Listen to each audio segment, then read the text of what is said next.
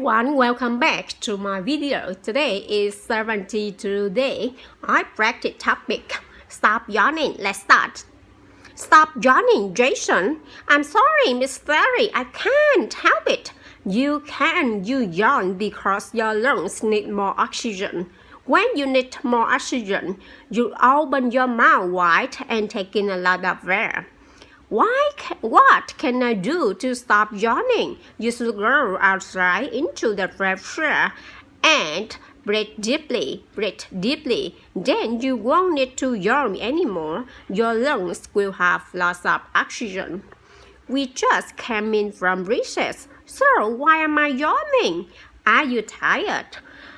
Being tired also makes you yawn. This is because your body needs rest. Oxygen helps your body rest. Sleeping rests your body and makes you take long deep breaths. Then why do I yawn when I am bored, Miss Terry? Well, Jason, when you are bored, you are probably not breathing deeply enough. The best way to stop yawning from boredom is to do something interesting. If you can do that, try taking deep breaths. This will not stop the boredom, but it will help you stop yawning. That's it. Bye-bye.